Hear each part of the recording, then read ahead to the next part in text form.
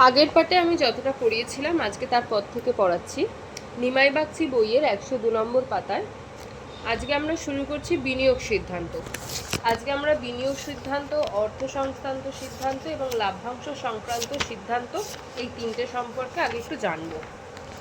বিনিয়োগ সিদ্ধান্ত কি? এই বিনিয়োগ নামটাতেই বোঝা যাচ্ছে কি আমাদের কিছু ইনভেস্ট করতে হবে, কিছু বিনিয়োগ করতে হবে। একটা বিজনেস যখন আমরা খুলবো বা যে কোনো কারবার যদি আমরা খুলি, সবার আগে কি আমাদের ইনভেস্ট করতে হয়, কিছু না কিছু কিছু একটা মূল্য আমাদের ইনভেস্ট করতে হয়। তো এইখানে কি বলেছে, এখানে বিনিয়োগ সিদ্ধান্ত সম্পর্কে বলেছে আর্থিক ব্যবস্থাপনার সবচাইতে গুরুত্বপূর্ণ কাজ হলো বিনিয়োগ সিদ্ধান্ত গ্রহণ। আমি যদি একটা বিজনেস শুরু করি তাহলে সবার আগে আমাকে সেখানে ইনভেস্ট করতে হবে। তো সেইটাই আমাকে সবার আগে জানতে হবে যে কোথায় কি বিজনেসে কীরকম টাকা ইনভেস্ট করলে আমার প্রফিট হবে।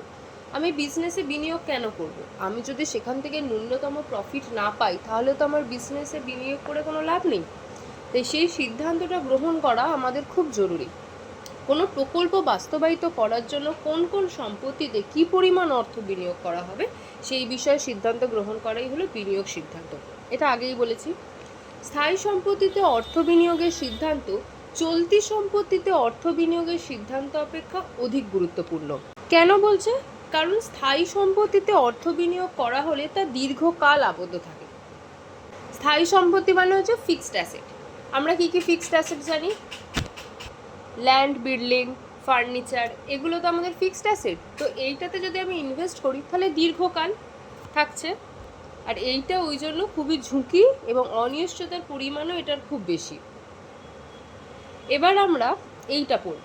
স্থায়ী সম্পত্তিতে অর্থ বিনিয়োগ সংক্রান্ত সিদ্ধান্তকে মূলধন বাজেটিং সিদ্ধান্ত বলা হচ্ছে। স্থায়ী সম্পত্তিতে অর্থ বিনিয়োগ, স্থায়ী সম্পত্তি মানে ফিক্সড অ্যাসেট। এই ফিক্সড অ্যাসেটে যে পরিমাণ অর্থ বিনিয়োগ করা হচ্ছে, আমার যখন কারবার শুরু হবে তখন কারবারের দু ধরনের সম্পত্তি হবে, একটা স্থায়ী সম্পত্তি, একটা চলতি সম্পত্তি। এইখানে মূলধন বাজেটিং বলতে কি বোঝাচ্ছে? স্থায়ী সম্পত্তিতে যে অর্থটা আমরা বিনিয়োগ করব সেইটাকেই বলা হচ্ছে মূলধন বাজেট সিদ্ধান্ত। আর চলতি সম্পত্তিতে আমরা যেটা ইনভেস্ট করব সেটা হচ্ছে কার্যকর মূলধন সম্পদ ব্যবস্থাপনার সিদ্ধান্ত। এবার আমরা মোটামুটি কি জানলাম যে বিনিয়োগ সিদ্ধান্ত কি হতে পারে। এবার আমরা পড়ব বিনিয়োগ সিদ্ধান্তকে কি কি জিনিস প্রভাবিত করে। বিনিয়োগ করলাম, কারবার হলো, সব ঠিক আছে, কিন্তু সেই জিনিসটাকে কি কি প্রভাবিত করে। অবভিয়াসলি বিনিয়োগ মানে আমরা জানি টাকা, কিন্তু সেটা তো আমরা লিখতে পারবো না, আমাদের বিজনেসের ভাষায় এক্সামে লিখতে হবে। তো সেই ক্ষেত্রে এইখানে যেরকম ব্যাপারটা দেয়া আছে এইটা দেখে আমাদের খুব বড় মনে হচ্ছে। আমি নিমাই বাগচির বইয়ের কথা বলছি, যেটা দেয়া আছে প্রভাবিত বিষয়গুলো, সেটা দেখে আমাদের খুব বড় মনে হচ্ছে, মনে হবে যে হ্যাঁ এটা পড়তে পারবো না, লিখতে পারবো না। তো সেই ক্ষেত্রে আমরা অনুশীলনেতে যাব।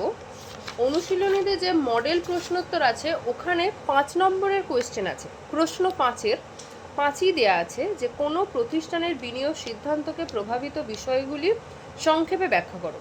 এইটা দেখে আমরা কি ভাবছি যে হ্যাঁ এটা আমরা পড়তে পারবো, পড়ে মনে রাখতে পারবো এবং লিখতে পারবো। তাই জন্য আমি এইটা পড়াচ্ছি। একটু বলে রাখি, আমার পড়ানো যদি ভালো লেগে থাকে তাহলে সবাই আমার ভিডিওটা লাইক করবে, আর চ্যানেলে নতুন হলে চ্যানেলটা সাবস্ক্রাইব করবে এবং বন্ধুদের সাথে শেয়ার করবে। এখানে 6টা পয়েন্ট দিয়েছে। মোটামুটি যখন পরীক্ষায় যদি এই কোয়েশ্চেনটা আসে তাহলে প্রথমে আমরা বিনিয়োগ সিদ্ধান্ত কাকে বলে সেটা লিখব, কোন সম্পত্তিতে আমাদের বেশি প্রয়োগ করতে হচ্ছে, কোনটা কম, দীর্ঘকাল, যেটুকুনি আমি পড়ালাম ওইটুকুনি লিখে দেবো যে এই সিদ্ধান্তকে প্রভাবিতকারী বিষয়গুলি নিম্নরূপ বা নিম্নলিখিত, দিয়ে আমরা 4-5টা পয়েন্ট দিলে আমাদের মেকআপ হয়ে যাবে। তো ফার্স্টে হচ্ছে নগদ প্রবাহের পূর্বানুমান। কোনো প্রকল্প গ্রহণ করার জন্য নগদ অর্থের নির্গমন ঘটে এবং প্রকল্পটি বাস্তবায়িত হওয়ার পর নগদ অর্থের আগমন ঘটে। এই লাইনটাতে কি বলছে? আমরা একটা বিজনেস শুরু করছি, বিজনেসটাতে সবার আগে ইনভেস্ট করতে হবে। যেই আমি ইনভেস্ট করছি তখন কি হচ্ছে, আমার অর্থের নির্গমন ঘটে যাচ্ছে, অর্থটা আমার থেকে চলে যাচ্ছে। আবার যখন সেই কারবারটা দাঁড়িয়ে যাচ্ছে, প্রফিট হচ্ছে মানে কি, আমার কাছে টাকা আসছে, আমার কাছে টাকা আসছে। তার মানে অর্থের আগমন ঘটছে। এবার এই যে নগদ অর্থের আগমন ও নির্গমন সঠিকভাবে পূর্বানুমানটা যদি করতে না পারা যায়, তাহলে এই সিদ্ধান্তটা ভুল হয়ে যায়। আমার তো আজকে ইচ্ছা হলো আমি কালকে একটা বিজনেস খুলবো, আমি একটা বিজনেস খুলে দিলাম, সেটা তো হয় না। আমাকে সব কিছু জেনে শুনে দেখে তারপর একটা বিজনেস খুলতে হবে। তাই জন্য নগদ প্রবাহের সঠিক পূর্বানুমান করাটাও খুব দরকার। আমাকে এমনভাবেই করতে হবে, আমি এমন অ্যামাউন্টই ইনভেস্ট করব যাতে আমি সেটা প্রফিট হিসেবে পেতে পারি, বা আমি ন্যূনতম প্রফিটটা গেইন করতে পারি, এটাও আমাকে ভাবতে হবে। নেক্সট পয়েন্টে চলে আসি, অর্থের সময়গত মূল্য। ভবিষ্যতে প্রতিদান পাওয়ার প্রত্যাশায় বর্তমানে বিনিয়োগ করা হয়। এই লাইনটা কি বলছে? আমি বিজনেসটা কেন করছি এখন? আমি যাতে ভবিষ্যতে ভালো প্রফিট করতে পারি, আমি যাতে ভবিষ্যতে ভালোভাবে থাকতে পারি, ভালোভাবে জীবনযাপন করতে পারি, সেই জন্যই তো ভবিষ্যতের কথা ভেবেই আমি এখন করছি। আমি পড়াশোনা কেন করছি এখন? এইচএসে ভালো রেজাল্ট করতে হবে, তারপর ভালো একটা জায়গায় অ্যাডমিশন নিতে হবে, এইসব কারণের জন্যই আমি করছি। তাই ভবিষ্যতের আশায় বর্তমানে বিনিয়োগ করা। তাই নগদ অর্থের আগমন ও নির্গমনের মধ্যে স্বাভাবিকভাবেই একটা সময় ব্যবধান থাকে। স্বাভাবিক, আমি ধরো আজকে একটা বিজনেসে কিছু টাকা ইনভেস্ট করলাম, আমার তো কালকেই সেটা প্রফিট হয়ে তার দ্বিগুণ সেই টাকাটা বা তার প্রফিটটা উঠে আসবে না। আমাকে কিছুটা গ্যাপ তো দিতে হবে, সেটা 6 মাস হোক, 7 মাস হোক, 1 বছর, 1.5 বছর, 2 বছরও হতে পারে, সেই সময়টা আমি জানি না। কিন্তু সেই সময়ের ব্যবধানটা যেটা, সেইখানে যে বিনিয়োগ সিদ্ধান্তটা নেওয়া হচ্ছে সেটাই হচ্ছে সময়গত মূল্য, সময়ের অর্থের সময়গত মূল্য। এই আগমন ও নির্গমনের মধ্যে যে ব্যবধানটা থাকছে সেটাই হচ্ছে অর্থের সময়গত মূল্য বিবেচনা। এবার ঝুঁকি ও অনিশ্চয়তা। বিনিয়োগ সিদ্ধান্ত নেওয়ার সময় ঝুঁকি ও অনিশ্চয়তার বিষয়টি বিবেচনা করতে হয়, কারণ উচ্চ মুনাফাযোগ্য কিন্তু অধিক ঝুঁকি ও অনিশ্চয়তা সম্পন্ন প্রকল্পের চেয়ে কম মুনাফাযোগ্য কিন্তু স্বল্প ঝুঁকি সম্পন্ন প্রকল্প অধিক গ্রহণযোগ্য। এটা খুব সিম্পল একটা পয়েন্ট। বিজনেস মানেই সেখানে ঝুঁকি থাকবে এবং অনিশ্চয়তা থাকবে। যেখানে আমি বেশি লোন নেব সেখানে আমার ঝুঁকি অনিশ্চয়তাটা বেশি, যেখানে আমি কম লোন নেব সেখানে আমার কম ঝুঁকি, কম অনিশ্চয়তা। তো সবার আগে আমরা চেষ্টা করব যেখানে আমরা কম ঝুঁকি বহন করতে পারবো, সেই রকমই আমরা কোনো কারবার খোলার চেষ্টা করব। নেক্সট, ভবিষ্যৎ প্রতিদান। ভবিষ্যতে প্রতিদান পাওয়ার আশায় ভবিষ্যতে প্রতিদান পাওয়ার প্রত্যাশায় কোনো প্রকল্পের অর্থে বিনিয়োগ করা হয়। তাই কোনো প্রকল্পে বিনিয়োগের সিদ্ধান্ত নেওয়ার সময় প্রকল্পটির ভবিষ্যৎ প্রতিদানের যথার্থ তা সম্বন্ধে নিশ্চিতই হতে হয়। আমি এর আগে একটা পয়েন্ট পড়ালাম, অর্থের সময়গত মূল্য, সেখানেও যা বলেছে এখানেও একই, মিনিংটা একই, শুধু একটু ভাষাটা আলাদা। কি বলেছে? ভবিষ্যতে প্রতিদানের আশায় আমি বর্তমানে বিনিয়োগ করছি, এবং সেই বিনিয়োগ সিদ্ধান্তটা যাতে আমার সঠিক হয় এবং সেই প্রকল্পটা যদি আমি ঠিকভাবে যথার্থতা যাচাই করতে পারি যে এই প্রকল্প বলতে এখানে কী বোঝাচ্ছে? কারবারটা আমার জন্য সুটেবল, তবেই আমি সেখানে ইনভেস্ট করব, নয়তো আমি ইনভেস্ট করব না। আমার আজকে ইচ্ছা হলো যে একটা মেডিসিন শপ খুলবো, কারণ মেডিসিনে প্রচুর পয়সা, কিন্তু দেখছি আমার এলাকায় অলরেডি তার আগে 3-4টে মেডিসিন শপ আছে। সেখানে যদি আমি আবার ওষুধের দোকান খুলি সেখানে তো আমি প্রফিট পাবো না। তাই আমাকে জায়গাটাও সেরকম নির্বাচন করতে হবে, তবে আমি একটা বিজনেসকে দাঁড় করাতে পারবো। এবার হচ্ছে মূলধনের ব্যয়। বিনিয়োগকারীরা তাদের বিনিয়োগের ওপর একটা ন্যূনতম প্রতিদানের হার প্রত্যাশা করে, যাকে মূলধনের ব্যয় বলে। তাই কোনো প্রকল্পে বিনিয়োগ করা হবে কিনা যে বিষয়ে সিদ্ধান্ত নেওয়ার সময় সেই প্রকল্পটি বিনিয়োগকারীদের প্রত্যাশা পূরণ করতে পারবে কিনা তা যাচাই করতে হবে। এইখানে যে মেন পয়েন্টগুলো আছে না, এই মেন যেমন যে নগদ প্রবাহের পূর্বানুমান, অর্থের সময়গত মূল্য, ঝুঁকি ও অনিশ্চয়তা, ভবিষ্যৎ প্রতিদান, মূলধনের ব্যয়, এই 5টা পয়েন্ট আমি পড়ালাম। এই 5টা পয়েন্ট যদি মনে রাখতে পারো তাহলে ভেতরের লেখাগুলো তুমি অনায়াসে লিখতে পারবে।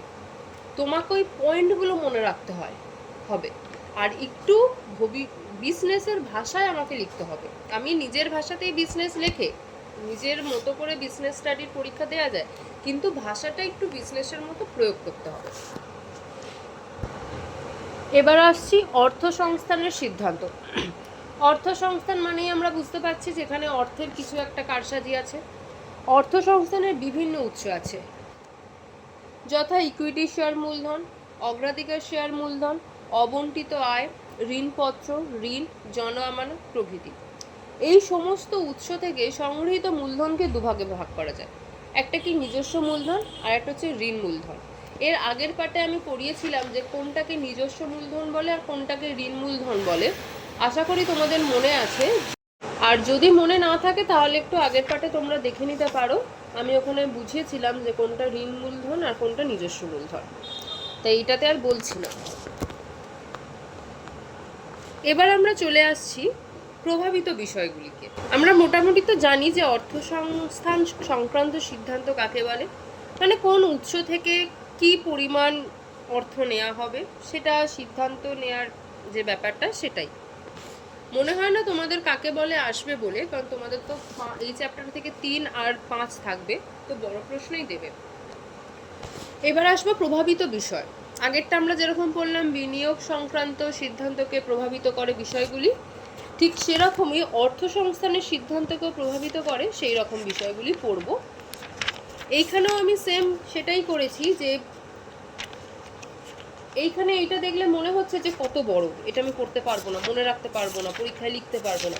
কিন্তু যেই আমি মডেলে যাব, মডেল কোয়েশ্চেনগুলোতে, ওখানে কত ছোট করে সুন্দর করে গুছিয়ে দেওয়া আছে, যেটা দেখে মনে হবে যে না, এটা অন্তত লিখতে পারবো, এরকম একটা ব্যাপার আছে। তো এইখানে কি কি বলেছে, অর্থসংস্থানের ব্যয়। অর্থসংস্থানের ব্যয় বলতে কি বলছে, বিভিন্ন উৎস থেকে অর্থসংস্থানের ব্যয় বিভিন্ন হয়, তাই এমনভাবে অর্থসংস্থানের সিদ্ধান্ত নেওয়া হবে যাতে মূলধনের গড় ব্যয়টা সর্বনিম্ন হয়। ঝুঁকি, ঝুঁকিটা সেমি মোটামুটি থাকে, একটু এপাশ ওপাশ করে লিখে দেওয়া যায়। যদিও ঋণ মূলধন ইকুইটির ওপর কারবারের সুবিধা প্রদান করে, তথাপি এই মূলধন নিজস্ব মূলধনের চেয়ে অধিক ঝুঁকিপূর্ণ হয়। এবার কি বলছে, নগদ প্রবাহ অবস্থা। স্থিতিশীল নগদ প্রবাহ অবস্থা সম্পন্ন প্রতিষ্ঠানগুলি ঋণ মূলধনের ওপর অধিক নির্ভর করতে পারে, কারণ যদি কোনো প্রতিষ্ঠানের নগদ প্রবাহ সুষ্ঠু ও নিয়মিত হয় তবে সেই প্রতিষ্ঠানের পক্ষে নিয়মিত সুদ প্রদানে ও মূলধন ফেরত দিতে কোনো অসুবিধা হবে না। ঋণ মানে কি? ঋণ মানে আমরা সবাই জানি যে কারোর কাছ থেকে ধার নেওয়াকে ঋণ বলা হয়। এবার আমি যদি কারোর থেকে ধার নিই, তাকে আমাকে সুদ সমেত ফেরত দিতে হবে।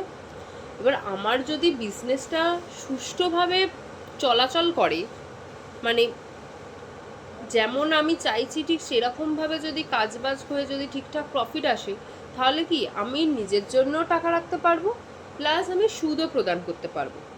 এবং সেটাই যদি ঠিকঠাকভাবে হয়, তার জন্য আমাকে এই অর্থ সংক্রান্ত সিদ্ধান্ত নেওয়ার সময় প্রতিষ্ঠানের নগদ প্রবাহ অর্থাৎ ক্যাশ ফ্লো, নগদ প্রবাহ মানে হচ্ছে ক্যাশ ফ্লো, এই অবস্থাটাকে বিবেচনা করতে হবে। মূলধনের বাজারের অবস্থা। মূলধনের বাজারের অবস্থাও অর্থ সংস্থানের সিদ্ধান্ত গ্রহণের ক্ষেত্রে একটা গুরুত্বপূর্ণ ভূমিকা পালন করে। যেমন যখন শেয়ারের বাজার দরটা বাড়তে থাকে, তখন ইকুইটি শেয়ারের অধিক বিনিয়োগ করতে পছন্দ করে। কিন্তু যখন মূলধন বাজারের অবস্থা অনিশ্চিত হয়, তখন স্থির আয় উপার্জনের জন্য লোকেরা কি করে, ঋণপত্র এবং বন্ডে বিনিয়োগ করতে পছন্দ করে। এবার আসবো লাভ্যাংশ সংক্রান্ত সিদ্ধান্ত। তিনটে তো থাকেই, বিনিয়োগ সিদ্ধান্ত, অর্থসংস্থান সংক্রান্ত সিদ্ধান্ত আর লাভ্যাংশ সংক্রান্ত সিদ্ধান্ত। দুটো পড়ানো হয়ে গেছে, আর একটা বাকি আছে। লাভ্যাংশ সংক্রান্ত সিদ্ধান্ত, লাভ্যাংশ মানেই বোঝা যাচ্ছে যে লাভের অংশ। লাভ্যাংশ মানেই হচ্ছে লাভের অংশ, যেটা আমার প্রফিট হচ্ছে তার কিছু একটা পার্সেন্টেজকেই বলা হচ্ছে লাভ্যাংশ। কোম্পানির বন্টনযোগ্য মুনাফার যে অংশ শেয়ার হোল্ডারদের মধ্যে বন্টন করা হয়। আমরা জানি বিভিন্ন কোম্পানিকে বিভিন্ন শেয়ার হোল্ডাররা ইনভেস্ট করে, সেখানে তারা কেন ইনভেস্ট করবে, তারা তো খেতে খাস নেই যে তারা এমনি এমনি ইনভেস্ট করছে একটা কোম্পানিকে, মানে স্পন্সর যাকে বলে, এমনি এমনি তো করবে না কেউ। তাই জন্য কোম্পানি যখন প্রফিট গেইন করে, তখন একটা মানে প্রফিটের ওপর একটা পার্সেন্টেজ শেয়ার হোল্ডারদের প্রদান করা হয়, এবং এই যে শেয়ার হোল্ডারদের ওই পার্সেন্টেজটা প্রোভাইড করা হচ্ছে, এটাকেই বলা হচ্ছে লাভ্যাংশ, যেটা লাভের অংশ। এবং আগের দুটোর মতো সেম এইটাতেও লাভ্যাংশ সংক্রান্ত সিদ্ধান্তকে প্রভাবিত করার জন্য কিছু বিষয় আছে, সেই বিষয়গুলো আমরা পড়ব। ঠিক আগের যেরকম দুটো আমরা মডেল প্রশ্নোত্তর থেকে পড়েছিলাম, এটাও আমরা ঠিক সেখান থেকেই পড়ব। কি বলছে? লাভ্যাংশের সুস্থিতি। লাভ্যাংশ বন্টন সংক্রান্ত সিদ্ধান্ত গ্রহণের সময় বিভিন্ন বছরের প্রদেয় লাভ্যাংশের পরিমাণের মধ্যে যাতে সুস্থিতি বজায় থাকে সেদিকে লক্ষ্য রাখা দরকার। কারণ শেয়ার হোল্ডাররা পরিবর্তনশীল লাভ্যাংশের চেয়ে সুস্থিতি লাভ্যাংশ বেশি পছন্দ করে। মানে কি, কোনো একটা কোম্পানি গত 10 বছর হয়তো প্রফিটের ওপর 5 কি 6 কি আরও বেশি পার্সেন্টেজ প্রোভাইড করেছে। এই যে শেয়ার হোল্ডাররা যারা ইনভেস্ট করছে তারা এটা কি ভাবছে যে না, এই কোম্পানিটা মোটামুটি প্রত্যেক বছর 6% করে প্রফিটের ওপর আমাদেরকে দেয়, সেখানে কি তারা বেশি ইনভেস্ট করবে? কারণ তারা জানে যে এরা মোটামুটি 6 থেকে 7 দেয়। এবার যদি কোনো কোম্পানি দেখা যাচ্ছে যে কোনোবারে 3%, কোনোবারে 4%, কোনোবারে 5, কোনোবারে 6, মানে এরকম কোনো ঠিকঠাক নেই, আপ ডাউন যাচ্ছে, তাই করে যাচ্ছে, আপ ডাউন করে যাচ্ছে, তখন শেয়ার হোল্ডাররা ইনভেস্ট করতে চাইবে না, বলবে বাবা এর কোনো আগের বারেও এরকম হলো, তাহলে এবারে আমাদের দেওয়ার সময় কীরকম হবে। তো এই জন্য বলছে যে লাভ্যাংশটা পরিবর্তনশীলের থেকে সুস্থিতি হলে তারা একটা কি ভরসা পাবে যে না, আমি এখানে ইনভেস্ট করলে আমার এইটা আমি পাবো। নেক্সট কি বলছে? সম্প্রসারণ ও উন্নয়ন। কোনো ফার্ম যদি দীর্ঘমেয়াদী উন্নয়নের কথা চিন্তা করে তবে মুনাফার সবটা লাভ্যাংশ হিসেবে বন্টন না করে তার একটা অংশ আলাদাভাবে সঞ্চিত তহবিলে সরিয়ে রাখা উচিত। তাই ভবিষ্যতে যাতে কারবারের সম্প্রসারণ ও উন্নয়ন সম্ভব হয় সেদিকে লক্ষ্য রেখে সিদ্ধান্ত নিতে হবে। এইখানে এই পয়েন্টটা কি বলেছে? আমি যদি একটা বিজনেস শুরু করি তাহলে আমি কি চাইবো? ভবিষ্যতে সেটা আরও গ্রো আপ হবে, আরও বাড়বে। এখানে কি বলেছে? দীর্ঘমেয়াদী ঋণ পরিশোধ করতে হবে। কেন এই কথাটা বলেছে? আমি যখন একটা কারবার খুলবো, আমার কাছে যদি পয়সা না থাকে তাহলে আমাকে লোন নিতে হবে, এবং লোন নিলে কি একটা পার্সেন্টেজ থাকবে যেটার উপর আমাকে ইন্টারেস্ট দিতে হবে। এবং এখানে সেটাই বলেছে যে আমি যখন একটা বিজনেস খুলে লোন নিচ্ছি এবং তার যে ইন্টারেস্টটা দিতে হচ্ছে, সেই ইন্টারেস্টটা দিতে আমি যদি সক্ষম হই এবং আমার যে প্রফিটটা থাকবে, আমি কারবার করছি সেখান থেকে যে প্রফিট থাকবে, এখানে কথাটা আছে যদি কারবারের মুনাফা থেকে যে প্রফিটটা থাকবে সেই প্রফিটটা থেকে আমি যাতে সেই ঋণটা পরিশোধ করতে পারি সেটাও কিন্তু আমাকে দেখতে হবে। এটাও একটা কিন্তু দেখার বিষয়। চুক্তিগত বাধা কি? যদি কোনো কোম্পানি কোনো শর্ত সাপেক্ষে ঋণ নিয়ে থাকে তবে লাভ্যাংশ বন্টনের সিদ্ধান্ত গ্রহণের সময় সেই শর্ত বিবেচনা করতে হবে। নগদ অবস্থা কি বলেছে? ভারতীয় কোম্পানির 205(3) ধারায় বলা হয়েছে যে লাভ্যাংশ কেবলমাত্র নগদ অর্থের মাধ্যমেই প্রদান করতে হবে। তাই লাভ্যাংশ বন্টনের সিদ্ধান্ত নেওয়ার সময় সিদ্ধান্ত নেওয়ার সময় ফার্মের নগদ অর্থের অবস্থা কেমন তা বিবেচনা করতে হবে। এটা তো আইনে বলাই আছে, আইন তো আমি আর বোঝাতে পারবো না, আইনটা আইনের মতনই মুখস্থ করতে হবে। তো এইখানেও এটা আমার কমপ্লিট। লাভ্যাংশ বন্টনের সিদ্ধান্ততেও আমি 5টা পয়েন্ট করিয়েছি: লাভ্যাংশের সুস্থিতি, সম্প্রসারণ ও উন্নয়ন, দীর্ঘমেয়াদী ঋণ পরিশোধ, চুক্তিগত বাধা এবং নগদ অবস্থা।